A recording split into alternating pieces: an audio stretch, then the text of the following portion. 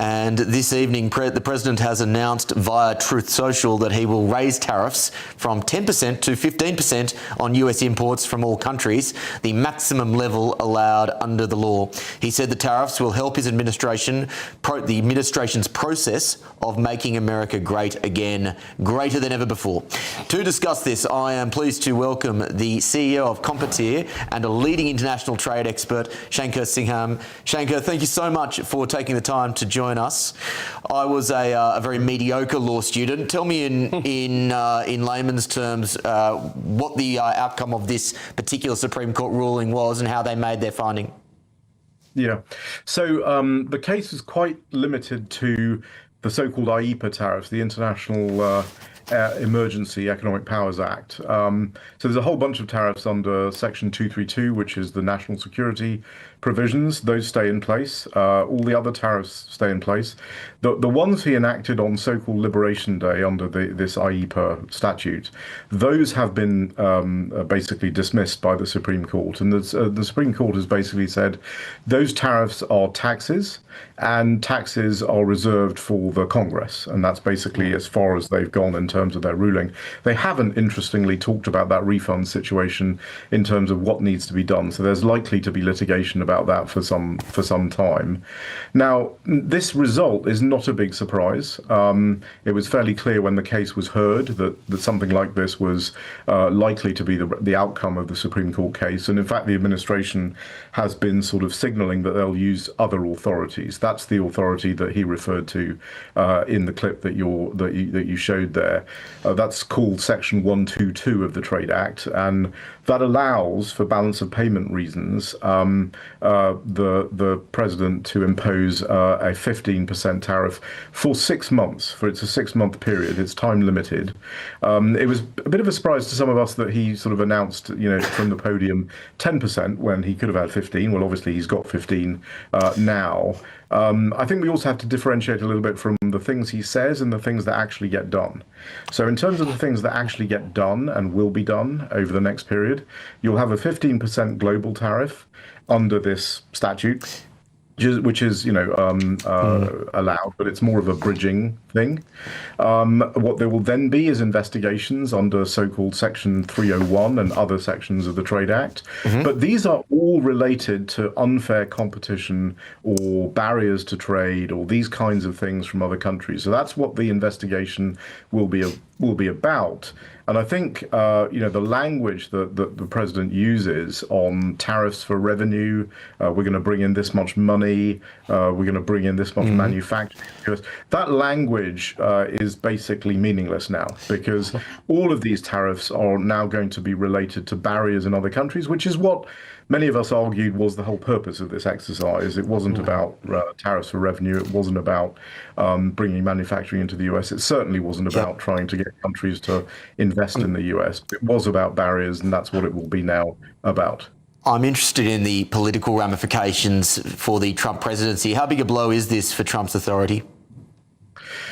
It is a blow. There's no question that this is a blow. There's also, what's happening in the US is the economic factors, the cost of living rising, these sorts of things are going to have an impact as we go from here to the midterm elections.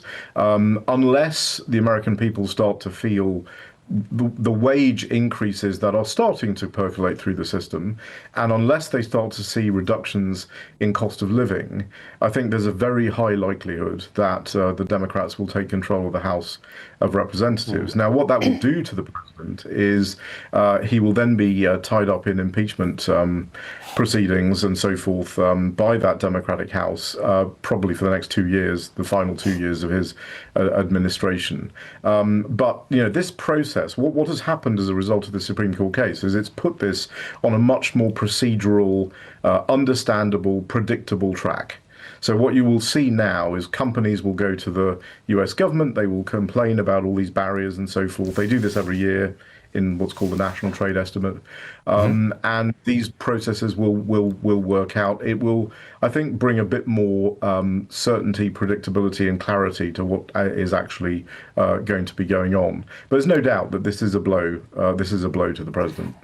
So it's interesting that I saw last night that the markets didn't really seem to mind this. In the last hour of the markets, they tended to rise up a little bit. So there was no dramatic reaction. But now he's put another 5% on, which obviously impacts the UK now. We're now above where we were. Do we expect on Monday morning to open up to the markets having a major wobble again? I don't think so, because first of all, the markets didn't react too much because this was all priced in anyway. Everyone knew this was really going to happen.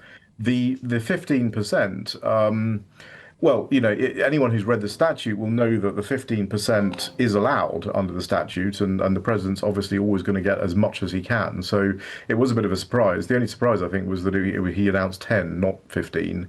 So I doubt that there'll be much of a market reaction, simply because this is not forever, right? This is 15% for 6 months while these investigations are going ahead. So I think the market reaction to this whole thing was, you know, we like certainty, we like predictability. This is a bit more predictable. We sort of understand what it's about. The question is not so much now the uncertainty of whether the president can do this at all. It's much more about, you know, what are the countries where there's going to be a bigger tariff because there are bigger barriers.